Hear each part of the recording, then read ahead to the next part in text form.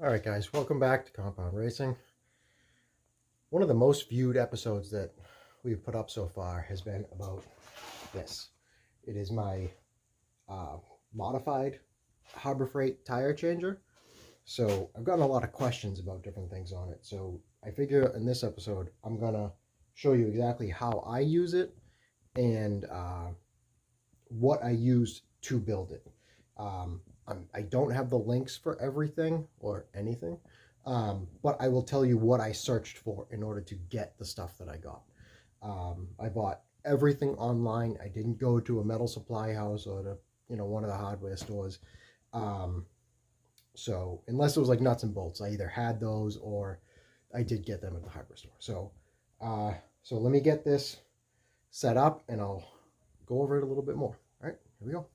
Okay, so I've got it mounted in place, and what I do to mount it is I used some of these, I think they're Redhead brand anchors. Just drill your hole in your concrete floor and set these in, and I like these because you can take out the bolts and then it's flush with the floor, so you don't really have issues with rolling jacks around on the floor or anything like that. There's no studs sticking up, and they seem to be pretty strong.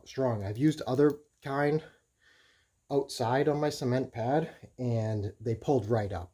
So I haven't had that problem here, but that still may happen. I don't know how strong these are, but they've been holding up so far. I've done a few wheels with them and it's been working. So first I'll break the bead, and this is my biggest problem with this tool is breaking the bead, and it's not either I'm doing it wrong or they need to work on a better way to do it. So I had to add some angle iron in here that I just welded in a few spots on either side, and because it was bowing out when I would go and compress the arm to break the bead.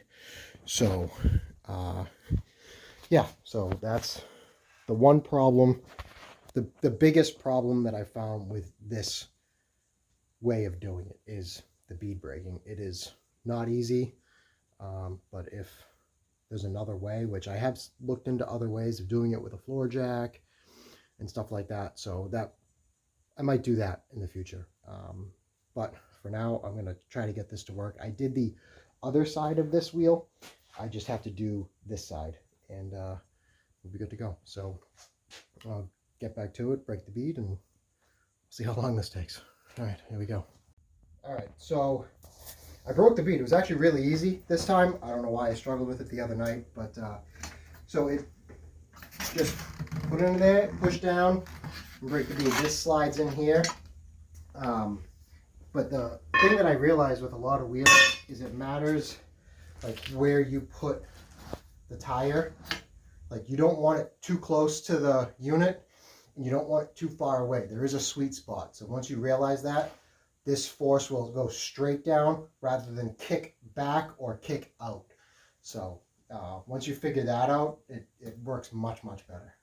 So then this will come off and take out the center cap and then slide this on, put it through this little adjustable thing here, rod, whatever it's called, through one of the lug nut holes. And then this is one of the pieces that I had bought.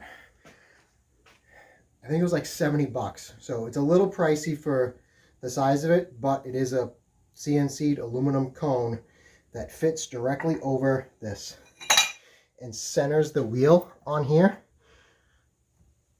And that is pretty key to this. Once the arm goes on, for it to go around in a perfect circle, that is the important part. So yeah, but so next you would put this on. This comes with the machine from Harborfreight. Just thread it on, and oh, so I searched for that cone on eBay. I think I just typed in Harborfreight tire changer aluminum cone and it popped up. Unfortunately, I don't remember the link. I don't have it, but that's what I searched into eBay, and it popped up. So just filter through, you'll find them. They're out there. Not hard. But so just tighten that up. Take the bar that also comes with the thing from Harborfreight. Tighten it up. And that's done. Now this cone may mar your wheel. I'm not saying it's perfect. These wheels, as you can see, this curb rash on them. I don't 100% care about them. They're for my daily driver. So don't really care. But let's next is this. So this is what I got. It's 2 1/8 ID tubing, and it is a foot long, and that slides perfectly right over that. There's a little slop in it, which is fine. And then this is 2x2 square tubing, and this piece is about 11 3/4, and I cut a notch out of it and then welded it all around. And I did that with the Harborfreight Vulcan MIG and TIG welder, and that worked really well. I just put the settings onto that for the thickness of this, and it laid a halfway decent bead. So next would be this piece here. So this is the same 2x2 square tubing, 4-inch and 4-inch, and they're just welded together, like somewhat centered on this one and flush in the back here. And then I just a decent weld. Some of it's really nice. I'm very proud of that one. I like that. And then, you know, it got bad again, and then it got good again, I think. So yeah, and then that slides over this. So I was wrong. This is not the same tubing as this. This is telescoping tubing. That's what I searched. So it slides over this. So delete what I previously said. It is not the same as this. It is different. Then I just welded some nuts, drilled some holes into this, welded some nuts, and then you got screws, set screws.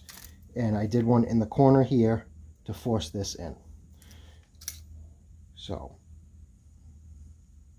it's not the prettiest welds, but they work. And then this is stainless tubing, 1.5-inch stainless tubing that I had laying around after I built the downpipe for my SVT Focus, and oh no, my wastegate dump pipe, that's what it was. So this was just left over, and then this is quarter-inch stainless steel plate that was left over from me making the exhaust manifold, the downpipe flange that attaches to the original exhaust on my SVT. So I just cut it out and welded it to it, and I think I actually TIG welded this again with that same Harborfreight Vulcan TIG welder. Worked out pretty well. And then get the dust off of this. This is a Hunter Engineering, I think that's what it's called, duckbill. It was like 15 bucks, and just search it and it'll come up. Put it into Google, it'll come up. They're all over the place.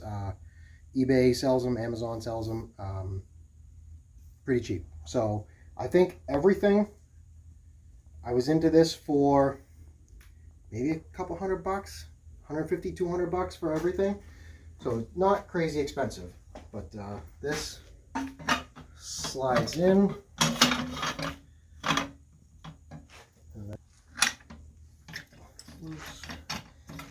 Slides in, and then set that. You want to keep this as straight as possible, I think. Like I said, not a professional, but just don't want to spend the money to pay someone else to do something that I know I can do. So, you know, like Friday night with your wife, a lot of lubricant helps.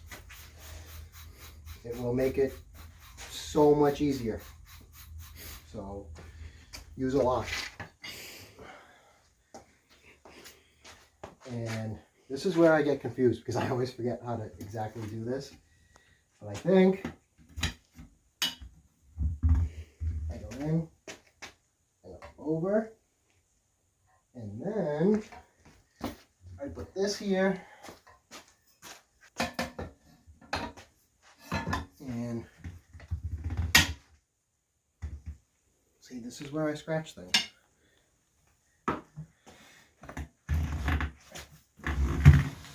Walk it right around, and it comes off.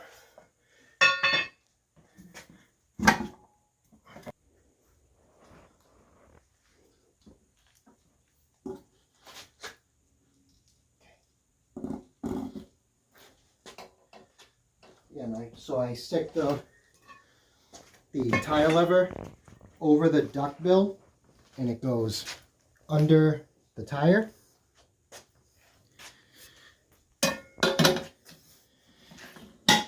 See, I did it again.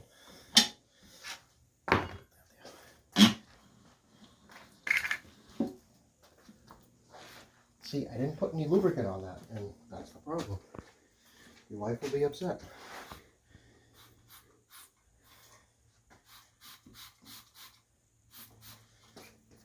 So that's just Dawn dish soap and water, in case anyone's wondering. And right around, and it comes right off. It's pretty easy. And that's it. So this tire has a hole in the sidewall.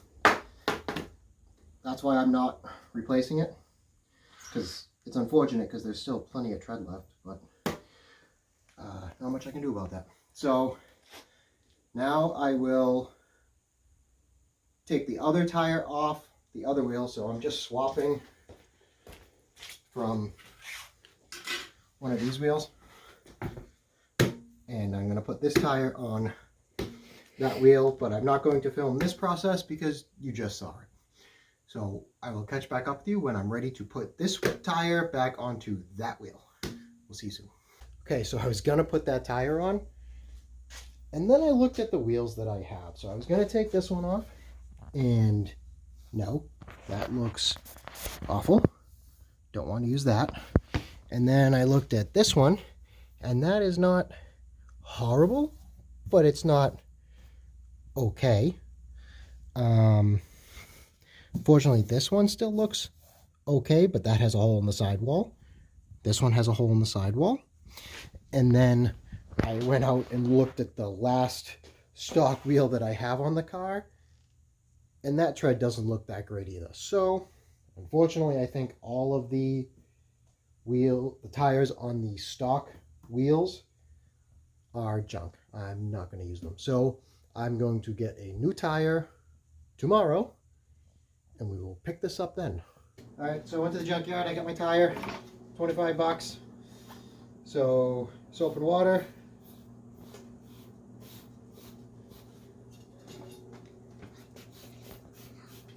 Again, I'm still not 100% positive I'm doing this correct, but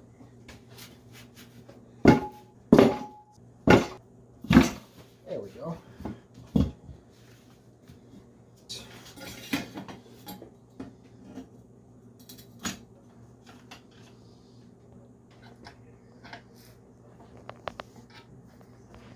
Okay, now I think I'm going this way.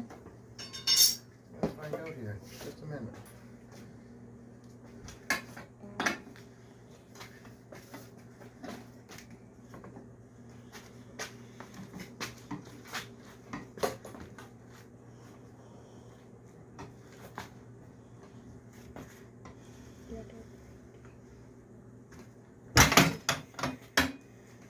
And your tire's on.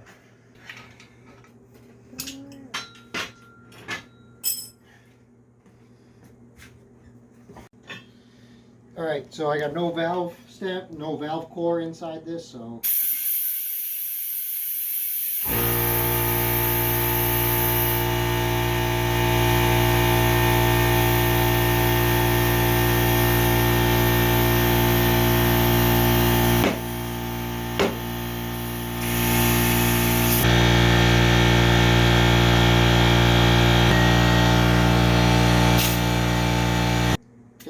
20 pounds of air in it, so add some more air. But you don't need to see that. So that's it. That's basically done. I mean, these are the main things. If you have these in your basic garage, you can save yourself quite a bit of money. You know, I think I've done like 4 or 5 tires. You know, what's a tire shop charge? 25, 30 bucks to mount a tire. You know, that's, you know, 125 bucks. That's mine, not theirs. So, no, I mean, I got this stuff as a gift. My brother got it for me, so didn't really cost me anything. So if you can talk someone else into buying it for you for Christmas, you know, it's a great idea. But yeah, so that's going to do it for this episode of Compound Racing. Thank you for watching. Thank you for subscribing. We'll see you guys in the next one.